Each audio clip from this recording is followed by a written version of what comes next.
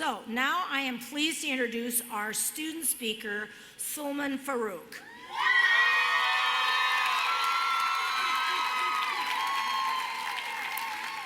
He is graduating from the Marriage and Family Therapy program.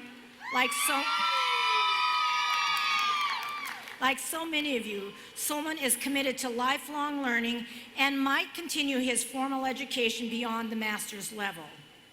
And like so many of you, Salman embodies the spirit of Rossier in balancing his professional drive with a commitment to social justice. I am proud to invite him to the podium.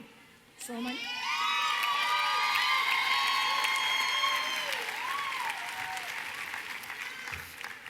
First of all, congratulations to all my fellow graduates here today, and thank you to my wonderful MFT cohort, and of course, my loving family. I know most of the graduates here today are probably wondering what our sleeves were for. Well, I found a use for it in holding my speech, So the summer before undergrad, I sought out motivational speeches, lectures, plays, essays, anything that I felt would be inspirational as I transitioned into full-blown early adulthood. Some people, when looking for inspiration, they'll maybe go to a professor, maybe a grandparent, a wise aunt, maybe Kim Kardashian. But no, not me. I went exactly where people born between 1985 and 1995 go when experiencing an existential crisis: YouTube. It was there that I found a comedian speak about an experience that he had when he was 18 with a banker offering him a scholarship. The banker described the concept known as the 5 environments. Quote, "There are 5 environments you can live on this planet. There's the city, the desert, the mountains, the plains, and the beach. Now, you can live in combinations of them, maybe a city in the desert, maybe mountains by the ocean, or you can choose just one. The important thing is finding out which of those 5 environments are yours. If you belong to the ocean, then the mountains will ruin you. If you're suited for the blue solitude of the plains, then the city will be a tight, roaring prison cell that'll eat you alive." So I took this secondhand information relayed to me by an actor/comedian on YouTube, and I decided to live it. During and after college, I set out to explore the world. I ziplined the snowy mountains of Whistler, British Columbia.